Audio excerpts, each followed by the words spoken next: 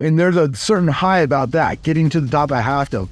But you know what we capture often is that smile of success and appreciation and whatnot when people come off the cables and they come back down. And they're just jazzed. You see hands in the air. And wow, that was amazing.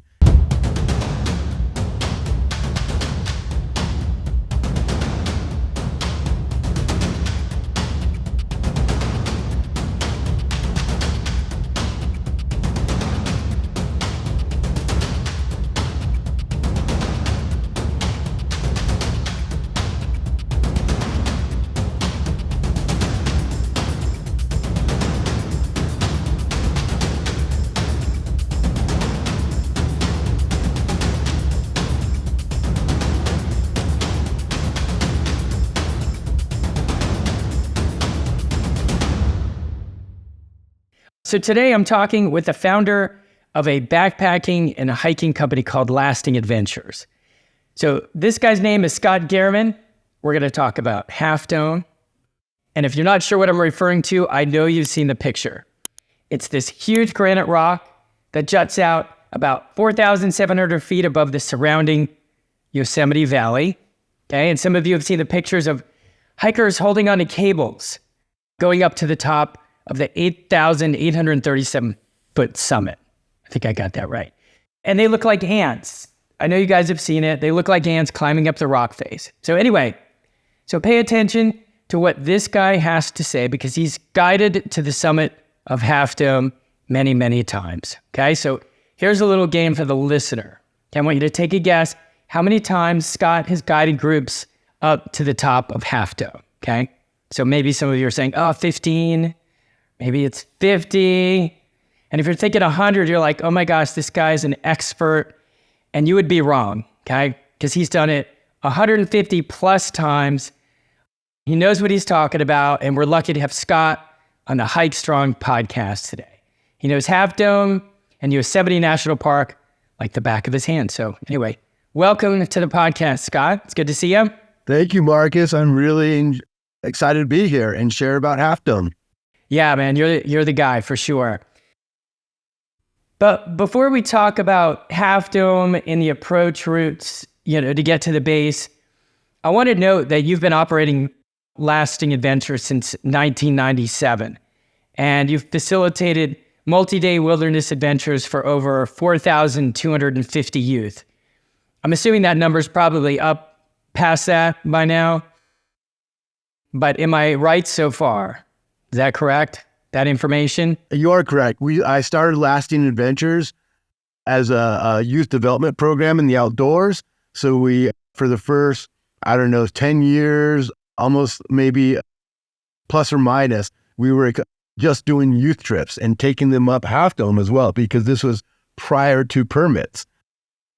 And since then, we've also added on to that, we also run a high-rated guide service. So adults and families, we also guide them to Half Dome and other places in the park as well. Okay. Yeah, and so it was cool. I mean, it looked on your site, it indicated it was in about 2010 that you started the guide service to provide day hikes and backpacking trips to adults and families. And the reason you added the guide services was to provide scholarships to less fortunate children so that they could attend the youth summer camp sessions and more. Is that correct? Any, you want to expound on that? Yeah. After, the first 10 years or so of guiding youth in Yosemite, it was just obvious that we know Yosemite, we know it well, we knew Half Dome pretty well. And so we could extend our offerings to adults and families, and through offering guided programs, backpacking in Yosemite, hiking, and other programs, any of our profits go to help us support youth and our youth scholarship fund and programming for our youth programs in the park and the other parks that we operate in as well. Okay, that's cool. Well, a lot of times people just have like one hiking adventure per year. Okay, I think everybody should do more than that. But let's just say, it's tough for people to get out, they're busy, and they get to pick one. Okay, so I want you to make your best pitch okay? If they've got one trip, okay, this year or next year, that they visit Half Dome. And you can throw in Yosemite if you want.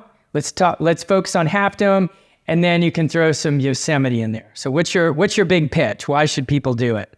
Half Dome itself is, it's that iconic landmark in Yosemite that everyone thinks about when they think about Yosemite. I think many of us, even ourselves, we've used it on our logo for a while. It's that Mecca. Everyone wants to go to the top of Half Dome, say they reached the summit. I believe, they have the shirts, I reached the summit and whatnot. But in just that, it's that accomplishment of reaching this iconic landmark in one of the nation's most beautiful national parks is something that I think a lot of people are after. Half Dome, of course, is a permitted hike, hard to get permits, so we're able to offer that for them, and everything just kind of offered in a package. Okay, that's cool. And we're not going to get into too much detail right now, but we will talk about some of your backpacking itineraries that lead to Half Dome. But kind of make your pitch about Yosemite. Just quickly, why is it so beautiful? What do you love about it? What do you want people to experience, when they visit? Yosemite, a lot of people, when they think about Yosemite, they think of that iconic valley where Half Dome sits at the end when you first drive into it. And the iconic Yosemite Valley is just beautiful with all these monoliths of like granite around you in different areas. And it's almost like Yosemite and the outdoors, for that matter, is healing, and it's good for the soul. It's good for just getting out in nature. Yosemite itself is almost 1,200 square miles as far as how big it is. And there's so many different areas to explore. So, Half Dome is in an area that is definitely more iconic. There's more people visiting it, but also when you get out to some of the outskirts in Yosemite in different areas, you could just find peace and tranquility on your own and just, experiencing that. And it's good for the soul. I think it's good for everyone to get out their daily, daily, what am I trying to say? Just grind, man.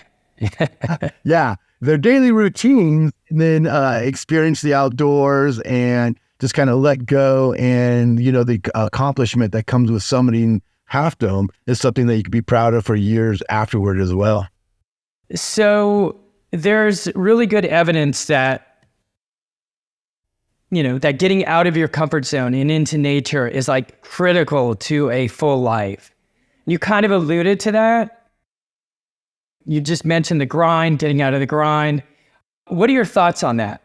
Getting out of your comfort zone, getting into nature. Why is that so important? Do you feel like commenting on that? No, I do. From a personal point of view, I could think of, I've been going out in nature since I was a young Boy Scout, probably age 11, and going out backpacking.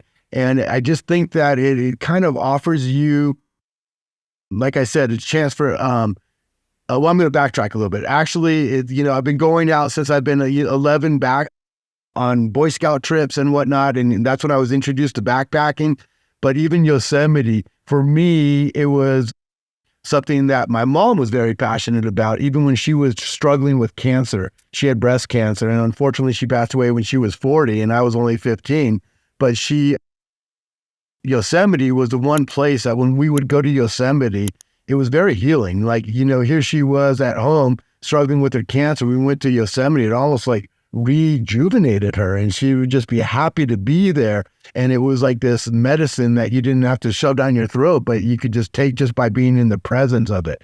And I think, experiencing that, and even my own growth as a teenager, a young adult, and different hurdles that I've had to go through in life, I think the mountains, being in the outdoors, was the pill I needed to get me through the hurdles I was experiencing in life.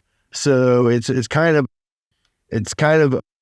could be seen as a metaphor in life in itself, going to the top of Half Dome, but just going into the outdoors is very healing. As John Muir says, going to the mountains is going home, and whatnot. And And that's how I feel, is that it has that healing effect. And it's rejuvenating as well. I've had customers come on our trips, clients who've gone to Burning Man, and they say, no, this is better than Burning Man. It's rejuvenating in a different way and whatnot. And this is my new Burning Man, going backpacking with you. So that's how I feel about the wilderness and the effect it could have on us as, individuals. Yeah, I hope people listen to that. If they're concerned about, getting outdoors, that's partly why I'm talking to you, Scott, is because I want people to feel confident to do that. And maybe one of their first, hiking experiences, maybe coming out to spend time with you in Yosemite. So I think everybody needs to get out. It's just in our DNA. And I recommend listeners to read a book called The Comfort Crisis by Michael Easter. At some point, I'm going to talk about that more in another podcast, but let's make that a homework assignment, folks.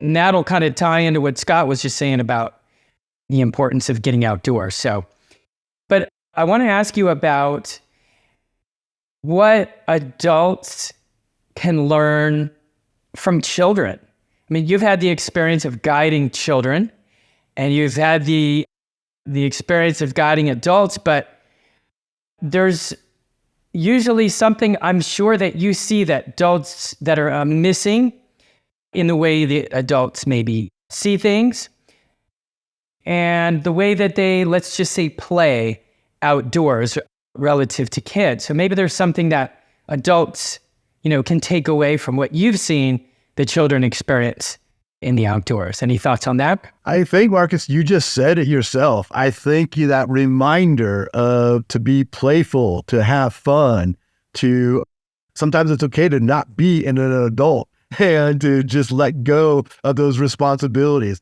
It's really kind of interesting. We train our staff, our outdoor educators and guides, both as summer camp counselors to work with our youth, and both and also as guides in the Yosemite wilderness.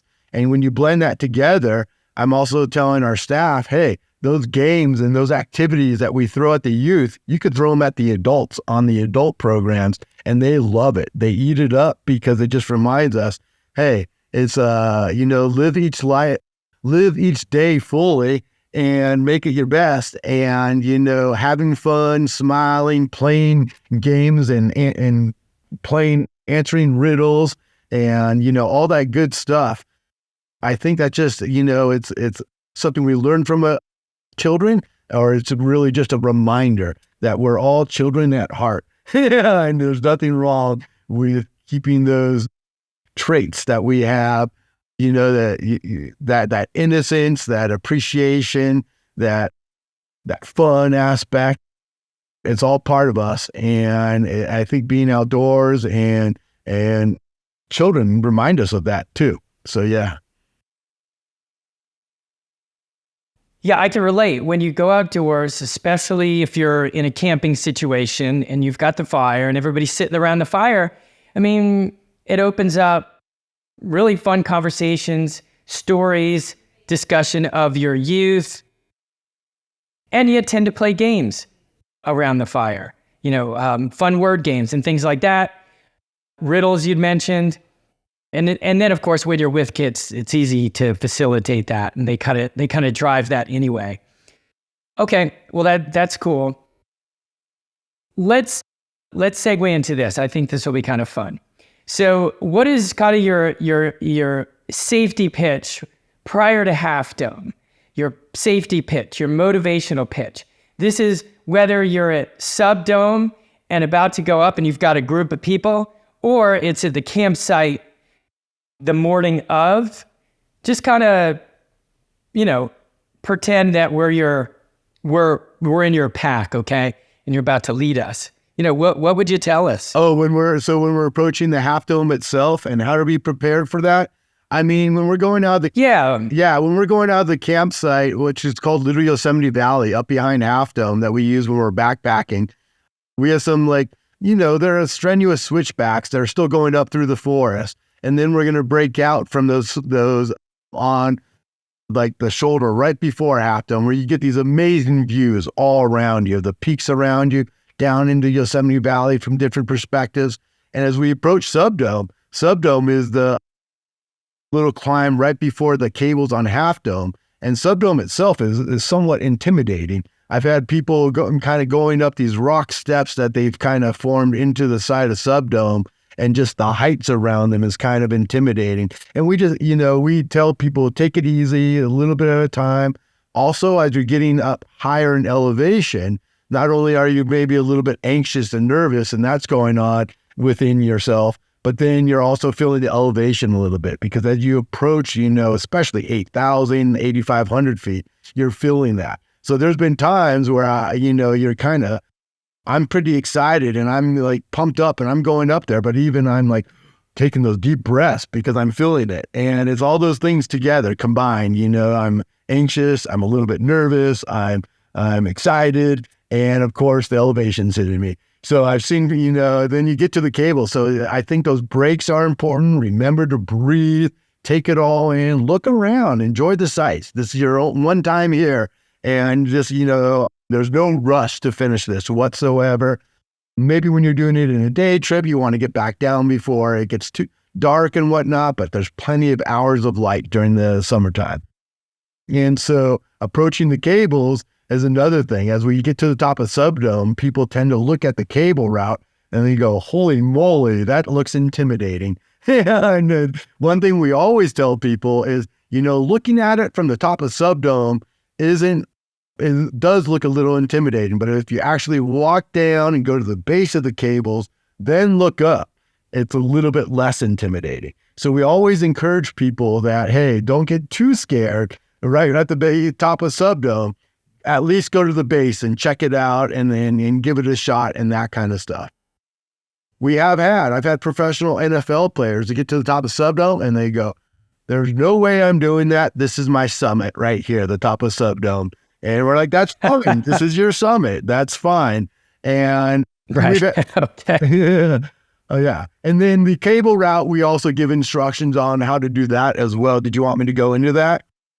Yeah, let's do that now. Just keep rolling with your thought process. Sure. One thing we tell people is,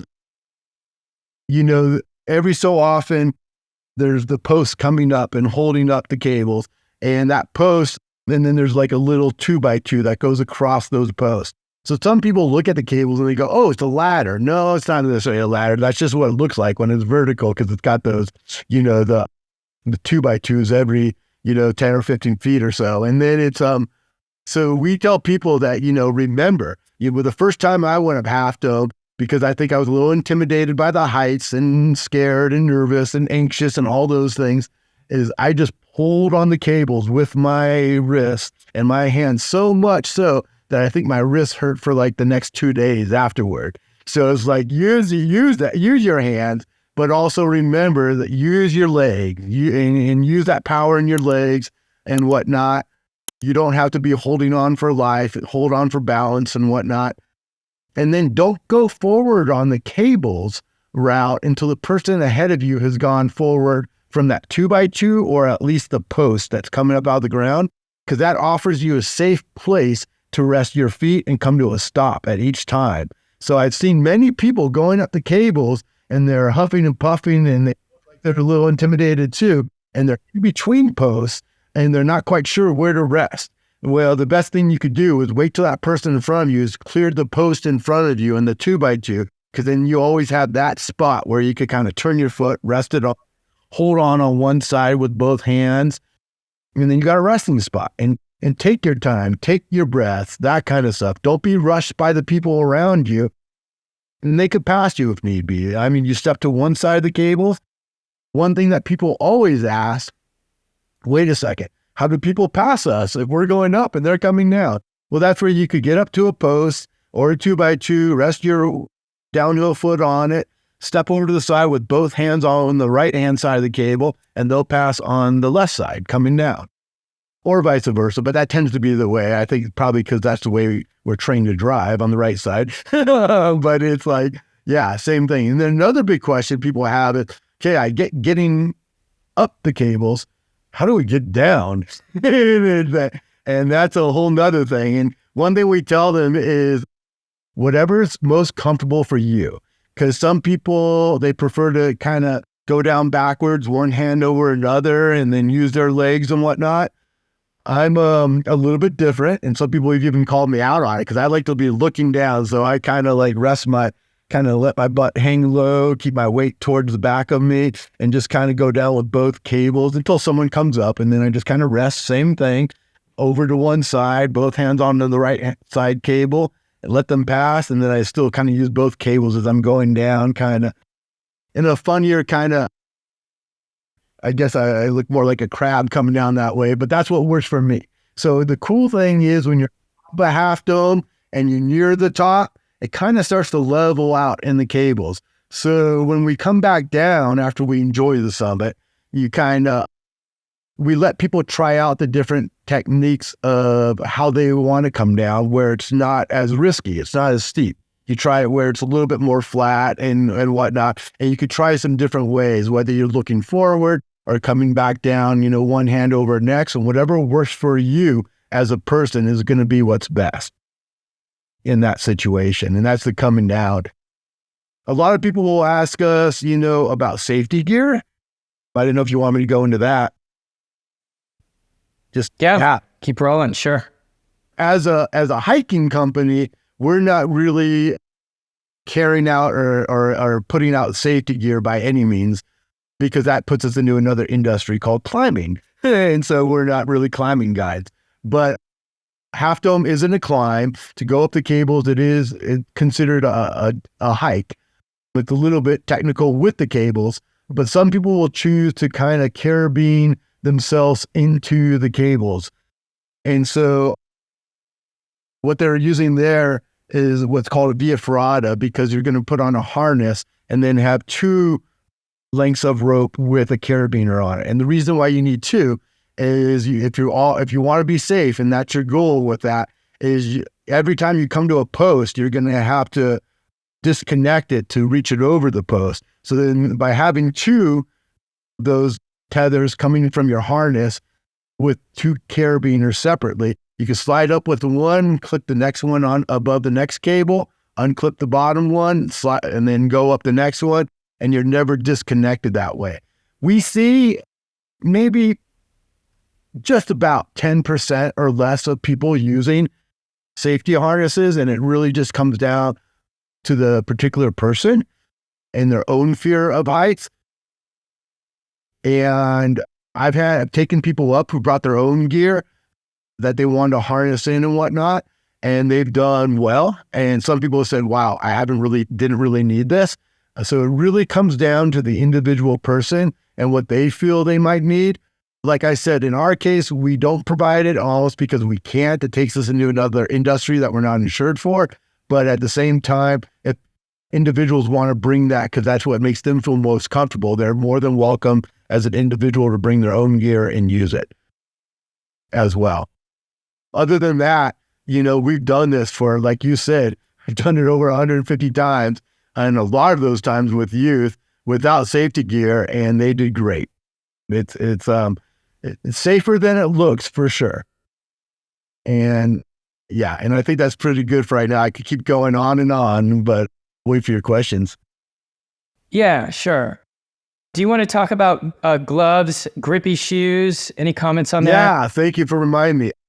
We do recommend everyone the gloves because you're pulling or balancing yourself, pulling up on a cable that can kind of get sharp in different points. So whether you're using any kind of glove works well, but no lies, what we put out is just some nitrile gardening gloves that are really cheap. You could get them at Home Depot for less than maybe $1.50 each. And they just have kind of like that plastic that they call nitrile right on the palm. And they probably get about 10 uses out of each one before they get ripped up. But they work great on those cables, and they're cheap and they're nothing special. Plus, if you have some bicycling gloves that you're fond of, you won't have to risk kind of carrying them up on the cables and whatnot. I did that one time years ago. As far as shoes, you definitely want a durable, a grippy shoe. If I see people out there in what I think people call sneakers or tennis shoes, that's going to cause you to slip a little bit. You have to remember that this up the cables is on granite that has now been worn by thousands of people going up and down that same path every year. And so some people will say, oh, well, that's why I like to walk on the outside of the cables. Not something we recommend all the time because the cables provide a little bit of safety within it, but they find that the grip right outside the cable is a little bit better. But as long as you have a good grippy shoe, good tread, it's going to do great within the cables as well and give you that extra stickiness that you need to get up the dome. There is a couple areas as you're going up the cables where there's not that 2x2 because there's a crack in the rock. So you might have to go up, maybe 3 times the distance before you could rest on a 2x2 again. But you just see that coming and you just kind of prepare for it, wait for that person up ahead of you to clear the upper one and just kind of go for it. And then, like I said, there's a couple steep parts as you're going up and then it levels out as you start to get up towards the summit. Okay, cool. Comment on whether or not you have to bring everything up. Like, what can you leave at subdome? Good question. Can you do that? Yeah. Do you have to bring it to the summit? Good question. So like on our day hikes going up to Half Dome, one thing that we do recommend and we provide for our guests is trekking poles and whatnot. And then of course, everyone's carrying their day packs with, whatever snacks and water and additional personal gear they have. When you get to the top of Subdome, like if I'm got trekking poles, I'm going to leave them on the top of Subdome because you don't need them for going up the cables. They'll just get in the way. So we do, trekking poles. We just kind of find a little spot against a crack in a rock and leave all of our trekking poles. If you have other backpacks and stuff and you don't want to carry it up, that's really up to you. I wouldn't leave any food any place around there. You got marmots that are running around and they love to go into stuff. And once in a while, some squirrels and other stuff.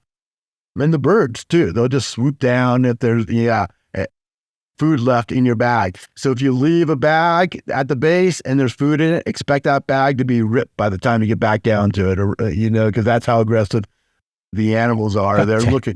They're looking for the free food. But other than that, now if we're on a backpacking trip, we don't take our full backpacks up at all. We usually leave them down in the campsite down below, and then we use day packs that if you're backpacking with us, our backpacks come with a day pack inside of it that works great. It's like a stuff sack with shoulder straps and whatnot. And it works great because then you can just break it out and use it for your day pack to go up Half Dome.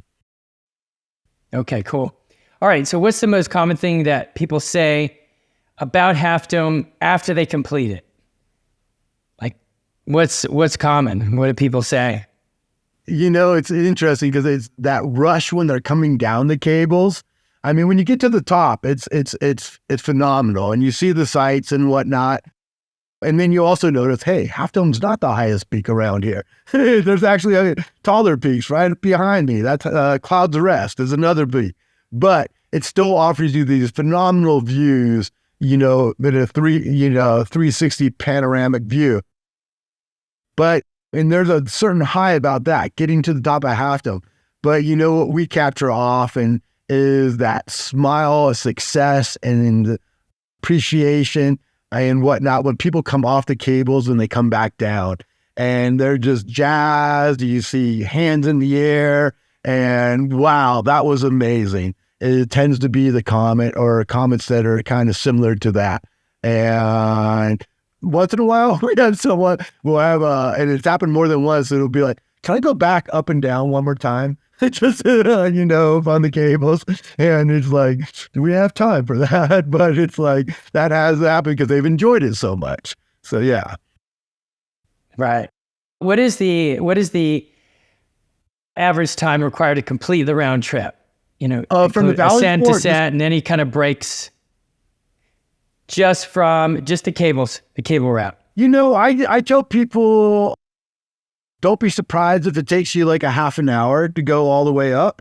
If you're taking your time and breathing. Some people they have no issues and they'll just dart right up it. Other people, is whether it's the heights, the elevation, you just kind of need your breathers on the way up. So there's no rush. And I would say an average of about 30 minutes just to go up the cable route. Coming back down about the same, plus or minus a little bit. And then you definitely want to take at least a good half an hour to an hour enjoying the top. Maybe make that phone call. Cell service works great up top. Take that picture of yourself up there, that kind of stuff. You want to call your mom, tell them you're up there, say hi, mom, whatever. Or your family, your significant other, whatever.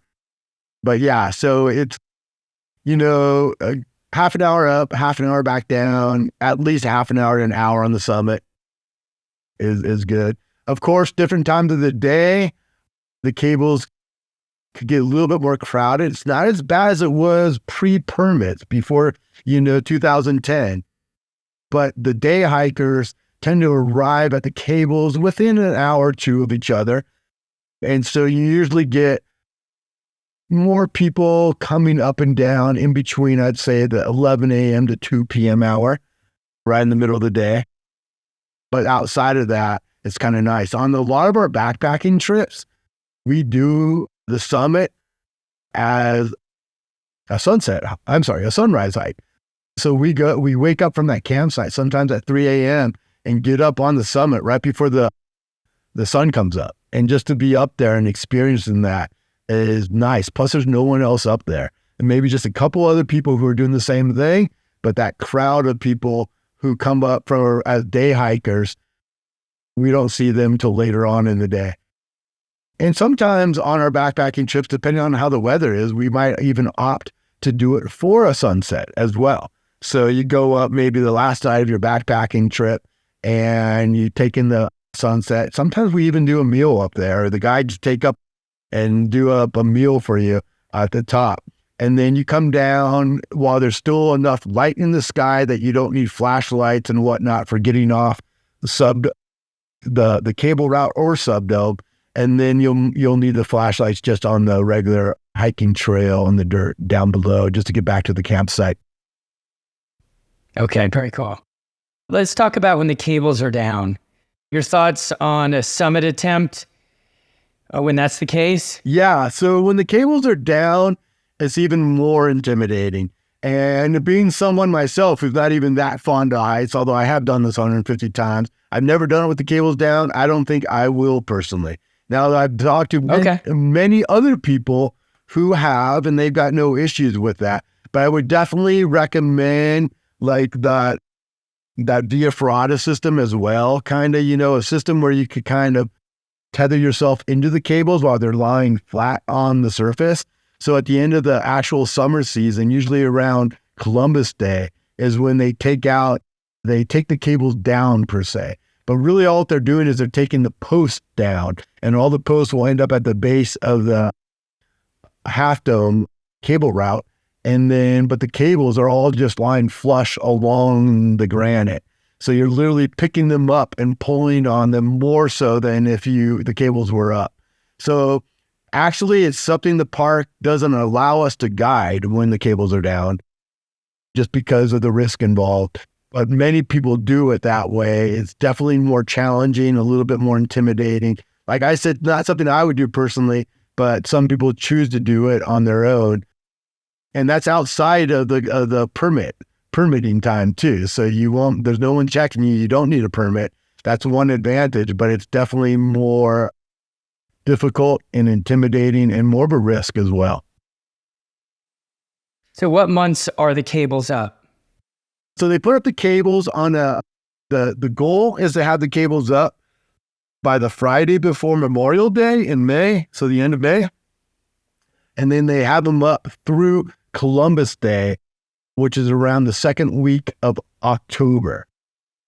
What will impact that is the opening is the snowpack that we had the season prior. So like last year when we had a 240% snowpack in Yosemite, I think they didn't have the cables up until the second week of June, just because of the snow. And what they're looking for is the snow that's more of a hazard on subdome and the cable route itself. And they wait for that to be clear, as well as some of the trails before that. But then once that's clear, they put the cables up and they allow people up. But on a regular snowpack year, plan for the Friday before Memorial Day. On heavier snowpack years, it could be pushed back a couple weeks. There have been some years where we had been pretty dry and they actually opened up earlier. And when they did that, what they did is they made some announcements about it, and they made all these permits available online for those weeks that they opened up early, so people could jump in and grab them if they wanted them. Okay. All right. So let's talk about falls, because people do fall. I don't want anyone to be discouraged hearing that. It's a reality, but it's probably very rare. When you hear that somebody has fallen, what is the first thing that comes to mind? Like, what in your mind, you're like, okay, they must have done this, or they must have done that, or maybe they didn't do this or that. Like, what do you think of? You're like, uh-oh, not good. They probably, made a mistake, and here's where they did it. I think, when I hear about someone falling, I just think that maybe they weren't as secure as they should have been on the cables. We talk about 3 points of contact when people are climbing. It's the same kind of idea when you're going up the cables, is to maintain, different points of contact and not be trying to rush it, and just, thinking about your method as you're going up, holding on with one hand at all times, and then maintaining, of course, your feet on the rock itself and that kind of stuff. Okay. All right. That makes sense. But it's very rare. So folks, when you're listening, don't be concerned. Just pay attention. Marcus, and if I could comment on that too, it's interesting because when people tend to Google stuff about Half Dome, of course, the things that are going to come up first are more the tragedies that have happened. And usually the accidents that happen on Half Dome is because people just were not prepared or educated enough. Because the biggest risk on Half Dome, is rain and thunderclouds and the granite becoming wet and slippery.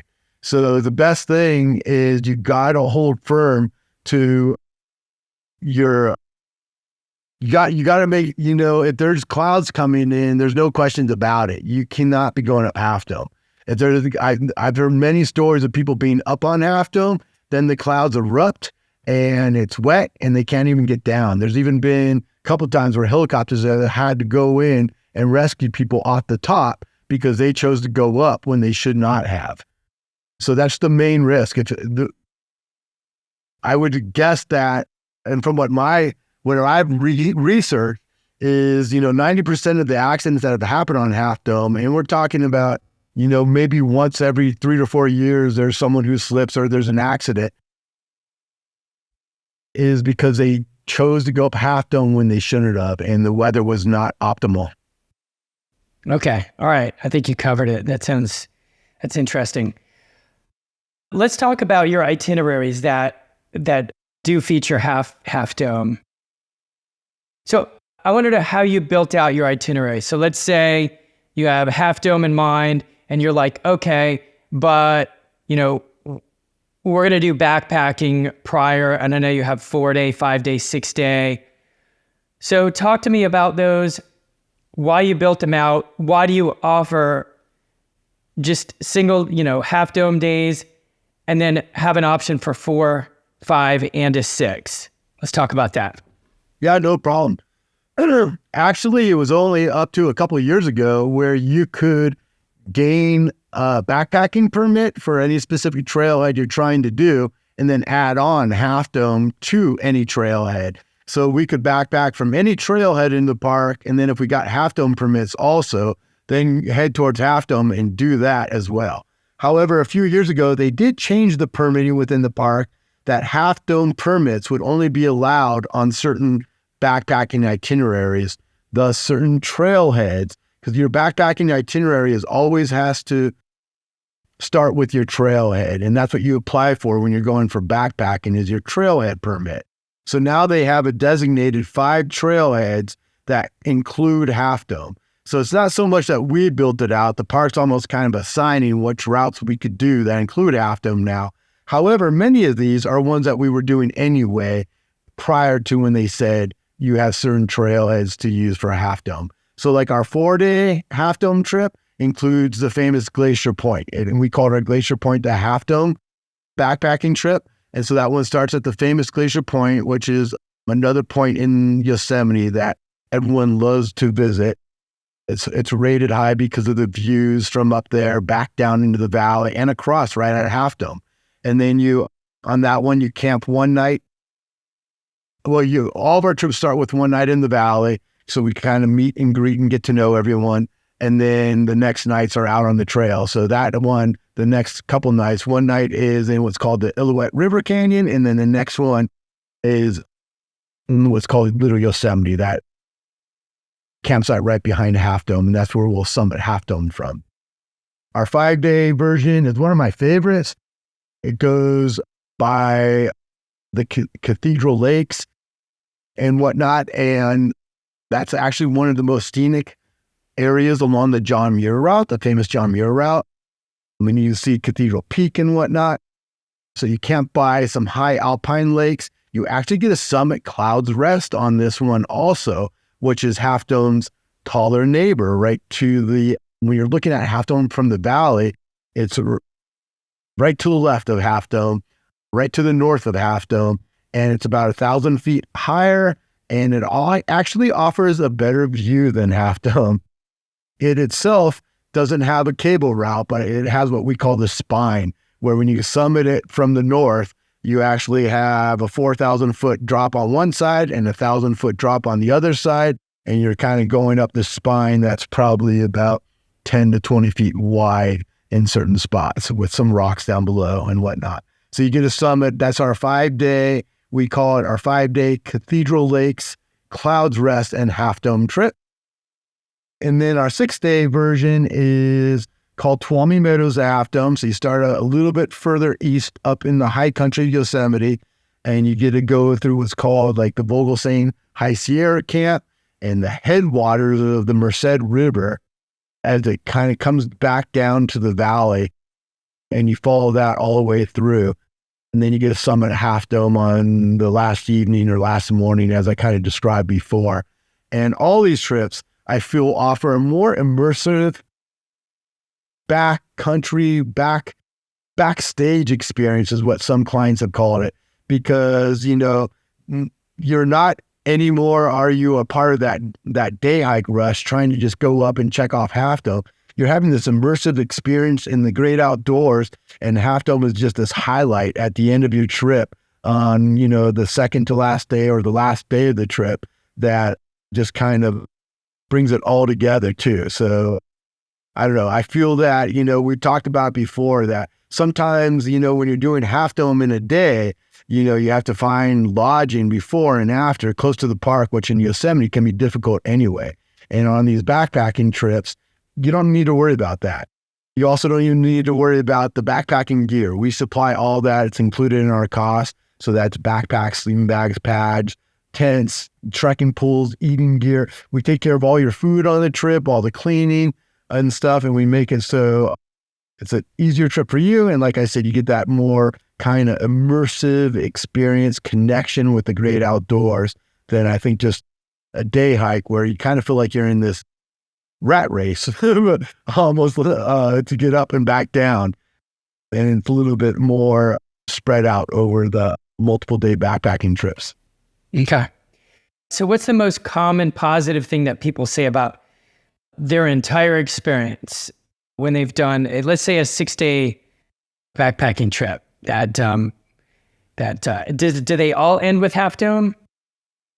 Well, if they're choosing one of the trips that include Half Dome, yes. But we also have a variety of other trips that don't include Half Dome.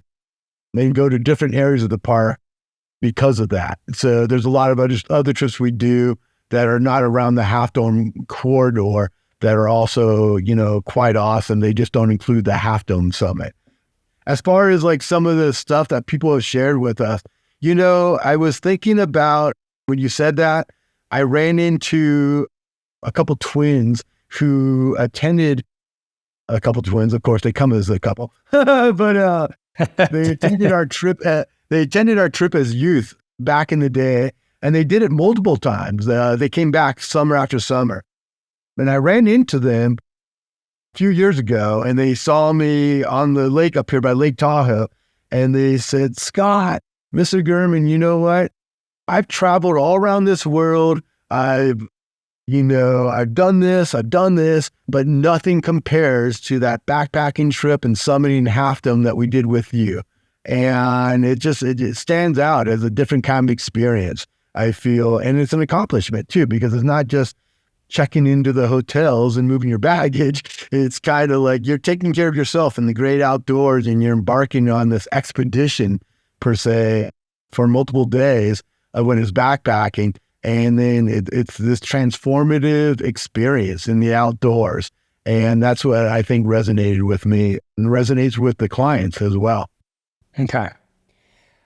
In terms of miles and elevation gain, just to get some data, it's how I put together a lot of my fitness programs, or just about all of them. On a 6-day backpacking trip that includes Half Dome, what are the total miles and total elevation gain of that, if you can recall? Oh, good question. I had to click it on our website just to get the quick answer too. But the 6-day Tuolumne Meadows at Half Dome is a 37-mile trip. That includes the side hike up Half Dome without the packs, which the side hike is about a 7-mile round trip, 3.5 miles from that campsite going up, 3.5 miles coming back down. And elevation difference, I mean, you're starting this trek at about 8,500 feet in Tuolumne Meadows, and the high point you get is in the back is usually around day 2, about where you're going over a pass that's closer to about 10,000 feet, and then you're dropping back down in elevation throughout that backpack trip, and you're camping up at Little Yosemite Valley, which I believe off the top of my head is closer to about 6,500 feet. And then from there, then you summit Half Dome and you go back up. And that's where you're going back up to about 8837, as you said, to summit that. Whenever you watch videos online about these people who, go ahead and do Half Dome, they're always fussing about the mist trail. They love the mist trail. It's beautiful. But they're always fussing about the 600 stairs, they have to complete, as well as the other aspects. Maybe it's prior or just after. Can you talk about the challenges of that section? When you're thinking about doing Half Dome in a day from the valley floor, which is about 4,000 feet, and you're going up to 88 plus 8,837 feet, that's quite, and you're doing that within 7 to 8 miles. And I say 7 to 8 because it does, as you're going up the famous mist trail, there's a couple little side trails that connect you to what's called the John Muir Trail that you could also kind of divert to and still go up. So the John Muir Trail tends to be about a mile longer overall. And that's why some people say that, the whole Half Dome hike could be anywhere from 14 to 16 miles. It depends on what connection of trails you use going up and back down. So the famous mist trail, M-I-S-T, it's funny, some people call it Misty or whatnot, different variations on it. But the mist trail goes by 2 famous waterfalls on your way up, both Vernal Falls first and then Nevada Falls. So you're walking right beside these waterfalls, and that's where you're actually incurring a lot of these stone steps that they've made over the years. And sometimes trail crews out there, refurbishing the steps too, or making them better as well. And it's kind of cool to see that they're not using, they're just using their hands and picks and shovels and all that too to move big rocks around. But these steps, they're intimidating. There's a lot of them, and I've gotten so used to them. You just almost kind of put your head down and just kind of act like you're a machine sometimes, and just kind of going to get through this. But like I said earlier, kind of take in the time and come to a little area where you could take a breath, look around, check out these amazing waterfalls you're walking right beside, as well as you get to walk, right to the top and the waterfall, right where it almost goes over. There are gates around there and stuff. Be mindful of those. Unfortunately, over the years, some people have avoided those and climbed right over, and they've also ended their life in doing that as well, because they go out like above Nevada Fall. It looks like there's this little island and just a little stream of the water, right? A little island right before where it goes off the edge. And people tried to go out to that, and they climbed over a gate. The gate's there for a reason, and they, three of them got washed over one year to their death, unfortunately. So these steps are intimidating. It's a lot of uphill. I think, what I said earlier about, your breathing and everything, being mindful of that and taking, the necessary stops to kind of catch your breath and taking the views and the sights and snap that picture so you can remember it later. But it's rewarding too. That's one of the things about this hike. When I compare it to, the Yosemite Falls hike across the valley, that's more switchback straight up, and you get great views out to the valley. But I feel that the mist trail is almost a little bit easier just because of how you go up some steps, then it levels out for a little bit, then you go up some more steps and it levels out. And, that's because even these waterfalls are creating what's known as just a natural staircase. When you look at it from afar, if you're like Glacier Point, looking across to where the mist trail is, you can see that Nevada Falls and Vernal Falls are just making a natural staircase. And that's what they do. Other waterfalls in the park do the same thing as they come down over the rocks. It's like this natural staircase. And that's what you're climbing up as you're going up the actual staircase of rocks that we made for human beings to go up, is that you're going up beside the natural waterfall staircase that is coming down. All right, cool. All right, we're getting close to the end here.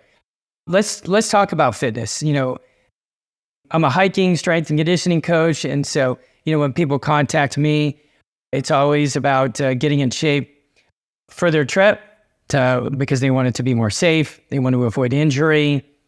They want to enjoy it more. When I'm watching videos of some of these YouTubers that are talking about Half Dome, they often complain a lot about being sore the next day. They're having a hard time on these trails. I always preach to my clients, and I always weave kind of 5 pillars that I call the Fit for Trips Big 5 into their programs. And it's 1, walking inclines, which could be treadmill, hills, or hiking with hills. They're not all equal, but we won't get into that. That's 1. 2, walk stairs. Get the benefit of going up the stairs. You got that strength and endurance component. And then you've got the descending strength, what we call eccentric strength coming down. That's 2. 3, walk lunges, just more of a catch-all term for strength training. 4 is walk far, which is all relative, usually with a heavy pack. And then 5 is HIIT training. We don't need to get into those, but I just wanted to see if we can flush out anything on your mind about fitness, either what you preach to your clients or what's worked for you. I mean, you live in an area where you can hike frequently, and most people don't. So I always like to talk to people who don't have access to frequent hiking to get in shape. That's why I came up with the Big 5. So just any thoughts on that? Anything you want to flush out? Any comments on that? Just fitness in general? Yeah, no, when I first heard your top 5 there, I kind of was nodding the whole way through it, because I do agree with that. I think that when I'm talking to clients and prospective clients coming out to do Half Dome or backpack trip in Yosemite, I mean, there's a lot of ups and downs, as we talked about, like even like, natural staircases or ones that have been kind of also built by man to get through the difficult areas. But, the mountains themselves, there's many ups and downs. So one thing I commonly tell people is number 1 is like, get off the couch and start, if you're involved in regular physical activities, that's going to make this kind of hike or backpacking trip more comfortable for sure. And then if you could do anything that mimics the activity, and that's exactly what you're doing with your 5 recommendations there. And so we always say, get out, hike some hills, do Stairmasters if you don't do that, both up and down. And I agree with you as well, hiking far and increasing those distances. So maybe, you're used to doing, mile hike, every day or whatnot. and maybe you try and increase that, or on some weekend, maybe try and do a 7-mile hike round trip and whatnot, and kind of build up into stuff you can mimic. You might not hit the 14 to 16 miles, which is fine. If you're, getting out regularly and you're, doing some stairmasters or hill climbs, and, you're increasing your distance, you're just going to make yourself that much more prepared for the trip and that much more comfortable throughout the trip as well. Okay. Just a few more questions, kind of out of the box type questions. We'll see what we can flesh out. Maybe it'll be fun. Maybe we'll skip over them. Oh, yeah. Where do you see the future of guiding or backpacking? Again, we'll talk about the area of Yosemite. Where do you see the future of anything related to that, in the next few years, whether it becomes more popular or maybe people pull back from it? I don't know. I'm just curious. Any thoughts? It's a good question, because I know that, concern for us is always, Yosemite is due to renew or rewrite their wilderness plan. So everything that is allowed in Yosemite right now is all based on their plans and their development and their research and whatnot. They have talked about changing some of the rules in Yosemite so that, when you're backpacking, what they experience right now, some people get a permit to go into a trailhead, say, for example, Sunrise Lakes. I mean, usually what happens is people continue backpacking past that. But what they're noticing is, their research shows them, is people get that permit, go to those lakes and just camp there for 3 or 4 nights. And thus it becomes more of a crowded location. So they're trying to be sensitive to that, is the wilderness and the use in the wilderness, and not having too many people trampling all over it. And so as they redo their wilderness plan, there may be some more regulations, whether it be that they decrease the amount of people who could be on any trail on any given day. Because like I said earlier, you need a backpacking trailhead permit to backpack. And those are all done via a quota system that they defined years ago. So they're going to revisit all that. And they may have some new rules that, okay, if you get into this quadrant on night 1, that means you have to move out of this area and be in a different area for night 2, just to keep people on the flow of traffic moving. Along with that wilderness plan revision that they do, there may be some new rules or hurdles, or even less usability for guide services like us. We don't know what's going to come from that. They do know, the Park Service knows, that there's a benefit to guide services, because obviously if we're booking people, that means there's people who feel a preference towards being guided and then doing it on their own. So they definitely don't want to make that non-existent. They want to find, a way to embrace that as well. But I think they're also looking to minimize the use in the wilderness overall, to also protect the wilderness and make sure it's not just being trampled on all the times as well. So I do think that there's some changes that might be coming. How it's going to affect us, we're not quite sure until it rolls out. But I think it's for the betterment of the wilderness experience for all. So I do have respect for that as well. Okay. Are there any commonly held beliefs in your industry that you strongly disagree with? I know this is another out of the box question there. Not necessarily. One thing that comes to mind though is, I don't know, I've experienced times where there's some people, I think there's different levels of, environmentalism. Because some people, and especially if they work for the park, they may have a certain belief that there shouldn't be as many people visiting the park, for example. And then there's, different people to know there's ways that to make it so that the parks are, able to be visited by more people so they could get that experience in the national parks as well.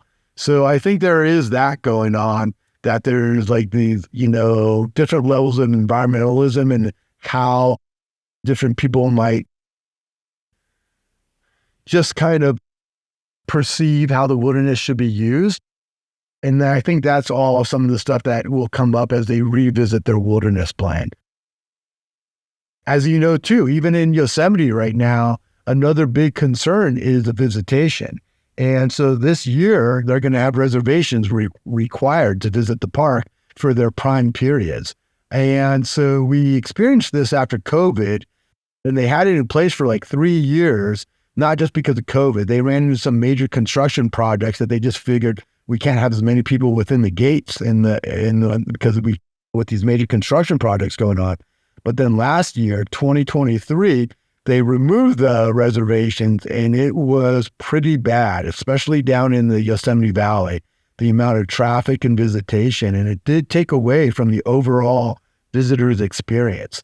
So this year, they're going to have reservations back in place for the busier times, as I think every weekend from Memorial Day through September, and then also pretty much the prime period of June, July, August. You can find it right on their main website when you go to Yosemite. Of course, if you get a Half Dome permit on your own or you book one of our trips, you get entrance to the park. That's included.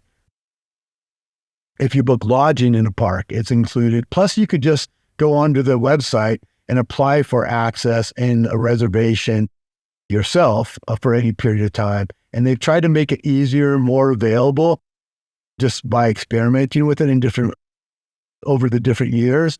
And I think they're doing a really good job. I kind of agree that it adds to the user's experience who do have the reservations. Some people are totally against the reservations because they say this is our national park. But if you had seen the traffic and the amounts of people and how they were parking off the roads and in areas that they shouldn't be, it's not healthy for the environment. So I appreciate what the park's doing there with the reservations. Okay, cool. All right, let's wrap it up. Any kind of upcoming projects, initiatives, new itineraries, anything that you're involved in or anything you want to share? I mean, we have, if you visit our website, lastingadventures.com, you can see everything we do. We also have a lastingadventures.org website, as we are a nonprofit, and that's kind of more of our nonprofit angle. But, checking out any of our trips in Yosemite, including the ones that don't include Half Dome, takes you a little bit further away from some of the crowds who are kind of getting around Half Dome. In addition to other parks we operate, we offer some amazing trips up in Olympic National Park, as well as some off-summer trips in Joshua Tree National Park that are pretty outstanding. So those are, worth checking out as well. I'm a Sierra person. I've done all my backpacking, majority of it in the Sierra. And I did a coastal itinerary that we offer up in Olympic National Park along the famous North Coast, almost the most northwest point in the continental U.S. And you're having to time yourself around the tides so you can walk along the beach when the tides are low and going around headlands. And that was an experience like no other. And it's pretty exciting as well. And even though it was less miles, it was still challenging because you're walking along the beach and rocks and whatnot. So different kind of experience, different park, but that's what we're about at Lasting Adventures too. So yeah, thank you. Excellent. All right, folks, that's Scott Gehrman. Is that how you pronounce it, Scott? Yeah, that works. Gehrman, either or. Yeah. Got it. Well, you're the man, and I'm so grateful for your time. My goal is to make sure that people are confident about visiting the park and particularly doing Half Dome. My hope is that they will reach out to you and go with you or your company or one of your awesome guides. It sounds like it's obvious. They can get in touch with you by going to your website. If people are concerned about fitness, then of course contact me. Go to fitfortrips.com/consultation, and we'll have a discussion about putting this iconic place on your bucket list, and then let's just get her done. So anyway, it's been a pleasure. I really am grateful for your time, and we'll be in touch, my friend. Sound good? Thank you, Marcus. I really enjoyed the time as well. Okay. Have a super day. You too. Bye-bye. That concludes this episode of the Hike Strong podcast. I'm committed to keeping all of the episodes for free. All I ask is that you subscribe to the podcast and leave a review. And don't forget to share this podcast with your friends. My goal is to build a vast community of hikers with the confidence to crush any local or global trail. I hope you will join me in this endeavor. So until next time, train, hike, repeat, and as always, I'm here to support you every step of the way.